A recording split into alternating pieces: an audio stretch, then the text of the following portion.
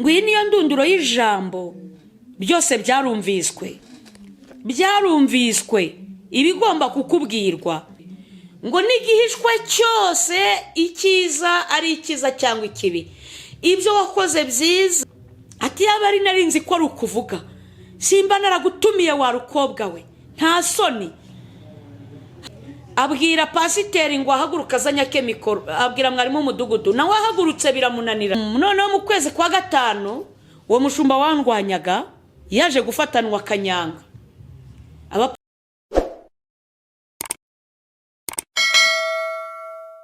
reka dusenge. Mana ya nyirisi nijoro muremyi w'ijuru n'isi uhimbazwe gitare cyanjye ndagushimiye kuko wamenye kera ntaraba n'urusoro mu nda ya mama wari usanzwe nzi nk'uko n'abari kunyumva buri wese wari umuzi none rero data tugushimiye ko waduhaye agakiza amaraso yawe Kristo akaba yaratubonetseho ndagushimira cyane ko natwe twagize amahirwe yo kumenya izina ryawe ryera muri byose twe kukumenya gusa ahubwo bibe ayo maraso yo kurokora ubugingo bwacu ndetse n'abagiye kunyumva batuye isi ubabashishe guhabwa izindi mbaraga urakoze cyane cyane abacitse intege abasubiye inyuma ubakomeze kubw'imbabazi zawe urakoze Kristo Mesiya kuri kumwe natwe kubw'ubu buhamya ko ari we ugiye kwikorera ni mu izina rya Yesu amen.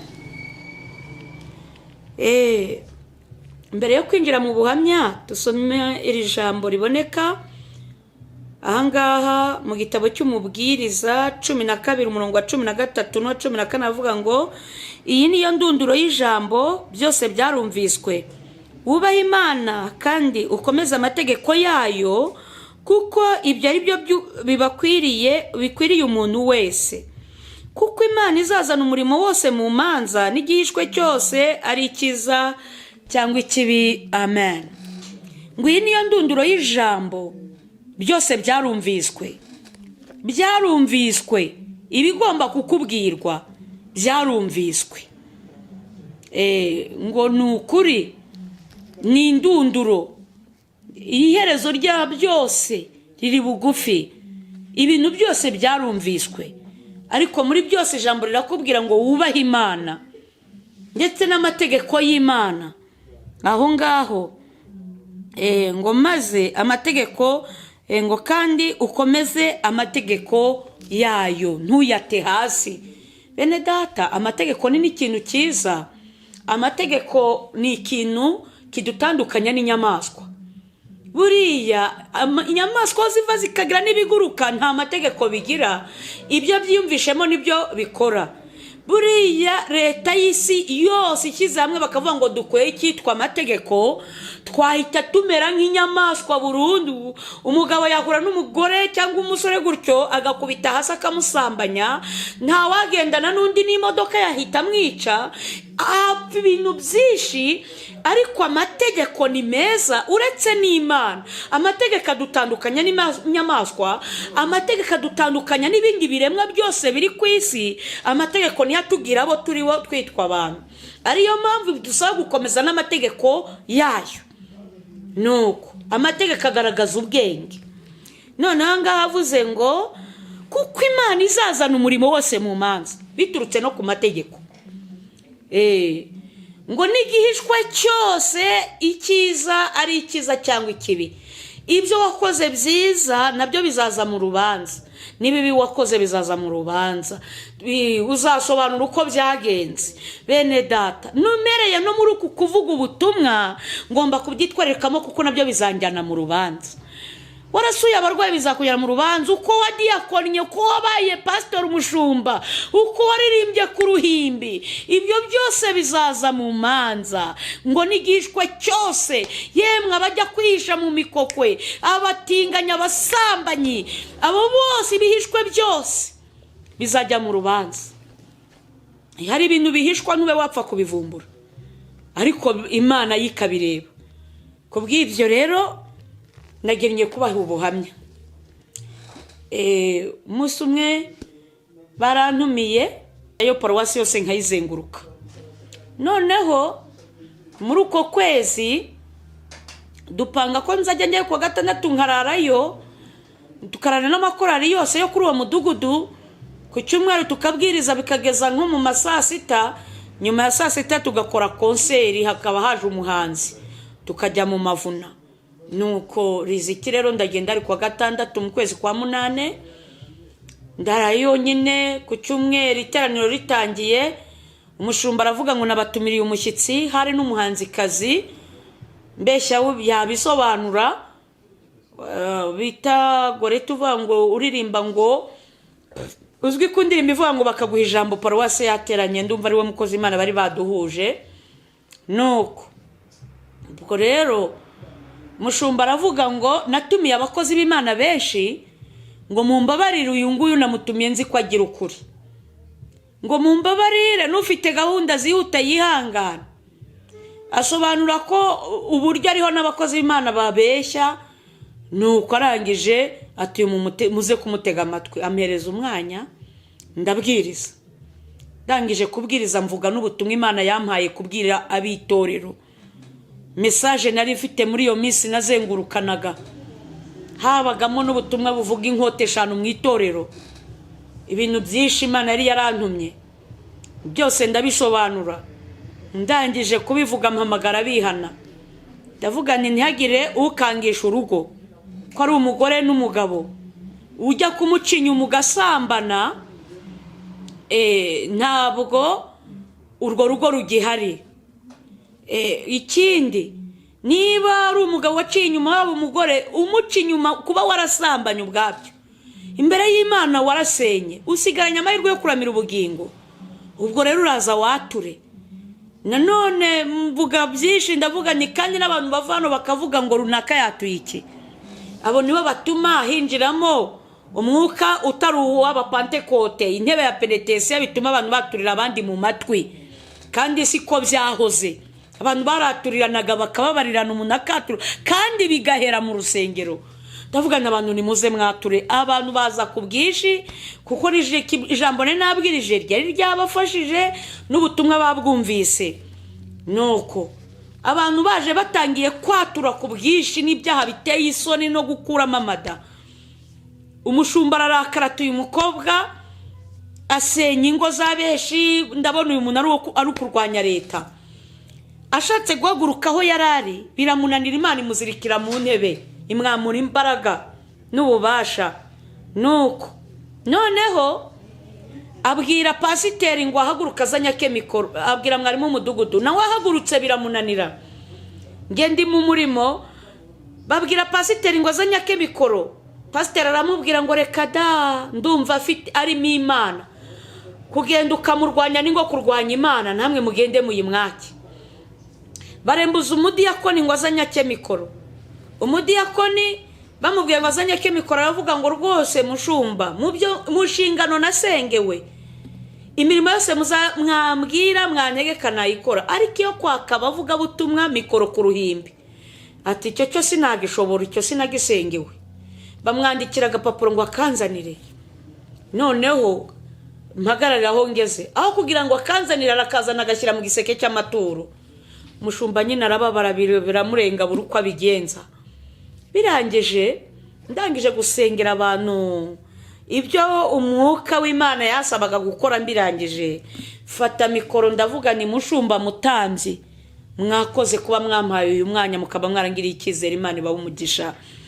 Akiyifata hagurukana uburakari, yikubita urushyi mu gahanga ati ntago narinzi ko ari ukuvuga we imbere y'iteraniro ku cyumweru. Ati yaba ari narinzi ko ari ukuvuga, simba naragutumiye wa rukobwa we, nta soni.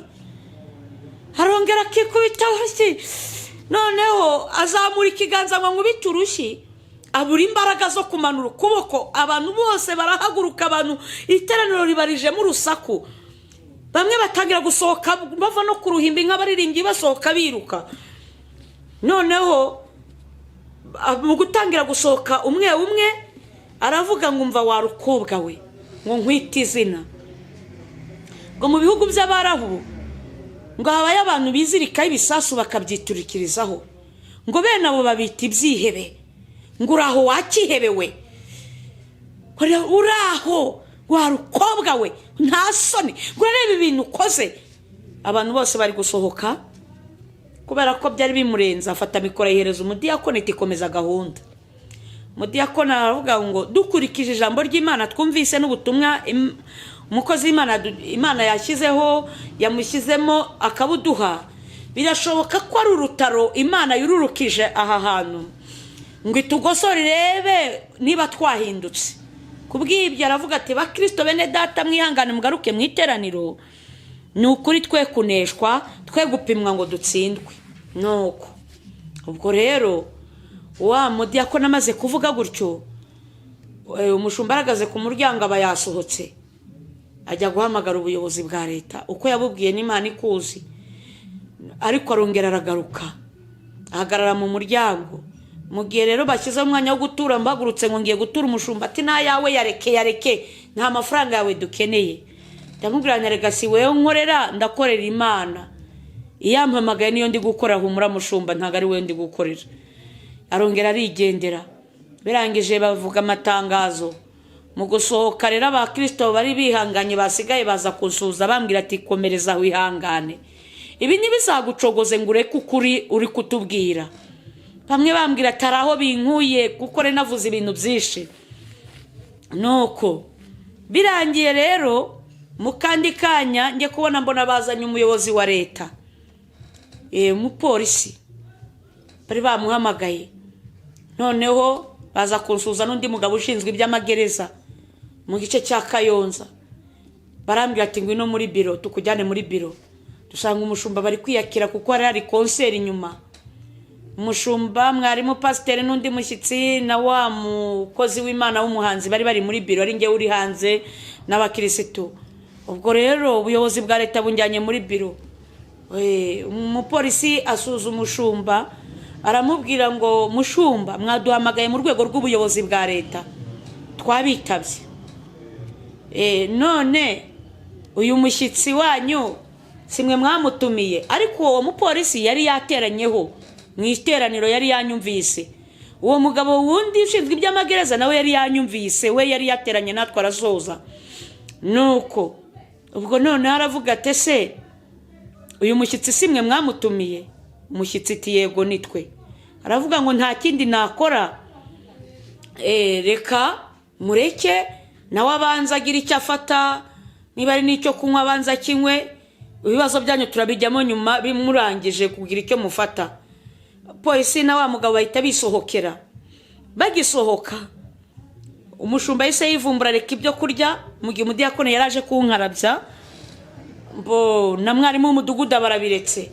Umudiyakoni abandiye urwara ranosha tumva ati birye nta yacu nitwe tuba twabihashye birye tibirye. Noneho ukurikije amasomo nahuye nayo, naciye muri puberi n'ubuzima. Hari ubuzima Imana iducishamo igira ngo nuduhura n'akaga tutazazana ibikoma yaragukamirikishije. Ndicara nirira imyaka ari imeze neza. Nuko mukurangiza asanga abagabo babiri bantegereje hanze bari banankunze. Mu gusohoka rero turakomeza muri concert aho bayiteguye. Umushumba akinkubita amaso ahamagara umugabo umwe bari bateguye uri buyiyobore, aramubwira ngo ntabwo ukiyoboye concert ndi bwiyoborere concert. Umugabo ati nta kibazo. Ubwo nyine afande nawe ati tugende. Twihagararira ku ruhande, umushumba araje, bahamagaye abakristo no mu ngo abagomba kuza baraza. Nuko umushumba rero yakira bari baraho bose na babagabo turi kumwe, arabakira. Nge nari meze nk'udahari ntiyanyakira. Ahereza korari indirimbo ebyiri, na wa muhanzikazi bamuhereza indirimbo numva baramuhaye enye. Abwira uwo muhanzikazi yitwa Gorete, aravuga ngo uraririmba ngo nurangiza ubwirize. Gorete arasubiza ati reka da, rwose mushumba waba warigeze kumva aho nabwirije?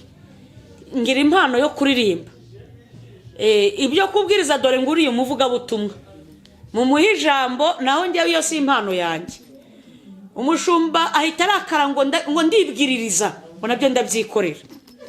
Ahita akirakaye.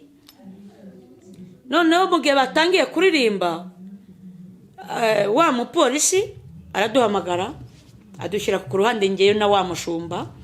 hamwe na wa mugabo aravuga ati rero twabubashye mu rwego rw'abakozi b'Imana, twabubashye tugira ngo wenda muraza kwihuza nk'abakozi b'Imana, ariko ubwo mwananiwe kumvikana ubwanyu ngiye gukemura ikibazo nk'intumwa ya leta.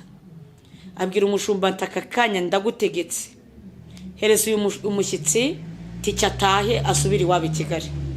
Umushumba yahise akora mu mufuko akuramo inoti ya 2 ayima apfumbatije, afana akubitaho ikiganza. Akubiseho ikiganza arambwira ngo pfumbatura ndeba amafaranga guhaye. Nyamweretse ahita amubwira ngo ndagutegetse muhereza 15,000 ndi kureba. Umushumba yahise ahamagara umudiyakoni bajya kuzana 15,000. Noneho barangije afande ati ubwo utari bubwirize igiterane kirarangiye twigendere, ati tujye kugutegera imodoka wigendere. Turagiye no ku muhanda haza akamodoka gasanzwe, twajya kugatega bakavuga ati hoya, ati dukurikije ko bamutesheje umutwe kuva kareti naka kamutesha umutwe. Ariko icyo gihe afande yabwiye umushumba aramubwira ati ariko munanirwa kuduhamagariza inkozi z'ibibi ziri nahirwa hamagana abajura n'abandi mukaduhamagariza abantu b'Imana. Ati uyu mushyitsi uko namwitegereje uwaguha amapingu ngo yamwambike nubwo uri umushumba wabona aho yamwambika. Umushumba ntacyo yavuze. Ubwo turagenda nyine bamerekeje imodoka yaza y'abakwasteri twayitega afande ati hoya, ati nayo yamutesha umutwe. Haza imodoka nziza nyine ziyubashye barayintegera afande bari uyitega. Nuko harimo abagabo 3 arababwira ngo uyu muntu mumungezereze i Kigali kandi mumubaza ibibazo byinshi. Ati baye byiza mumugeze Nyabugogo. Baramusubiza ati yego afande turahamugeza. Turaza tugezaho biti Nyagasambu, abagabo kwihangana birabanana barambaza ati ariko ukora iki mu karere ka Rwamagana? Nese kubera iki? Ati ho yatubwire turi abantu b'abagabo ntawe ukuvamo. Ndabwira ni ntacyo ndetse ko ndi umukozi w'Imana. Ati burase wahanuye bingana iki byatumye afande yemera? Nuko ndavuga ni ntacyo uretse ko nababwiye ijambo ry'Imana. Abagabo ati natwe tubwira ijambo ry'Imana. Abagabo ndabaganirije ibyari biri kunzamo byose. Abagabo twageze Nyabugogo baryohewe n'ijambo ry'Imana. Ati ese utahaye ngo tuhakugeze ariko ukomeze utubwire ijambo ry'Imana. Cyoge nabaga kagugu mbakagugu. Barangeza mu rugo baravuga ati rero urumva ko twarushijeho gutuma usarara, reka tukugurira amazi. Bari banyishimiye. Nuko buri wese mbona mpaye inoti ya 5. Byari bihuje nuko nari mfite ikibazo cyo kwishyura inzu. Imana ibiragikemuye kuri ayo mafaranga. Ubwo numva ko urugamba rurangiye. Wa mushumba rero mu kwezi kwa 3 kwa 2018 umushumba baje kumwimurira mu karere ka Gatsibo. Noneho mu kwezi kwa 5 uwo mushumba wandwanyaga yaje gufatanwa Kanyanga. Abapolisi baramufata afite utubido twa Kanyanga. Baramubwira ati byo nibiko ufite pasiteri? Aravuga ati na amata. Ati nyine twereke. Ati hoya, ati nimwirirwe mugiye ngo yahakanaga. Baramubwira ati reka turebe. Bafunde basanganiza Kanyanga. Ati nturi umupasiteri? Nta kwindi yari gukora. Nuko ngayo nguko reka ngarukire hafi aho. Urumva ko mu byo napfaga n'uwo mushumba nawe yumvaga ko nawe urumva nawe namukomerekeje kuri ako kabazo. Nyine urumva umuntu ucuruza Kanyanga ari umukozi w'Imana ni ikibazo. Ntabwo twari guhuza mu rusengero.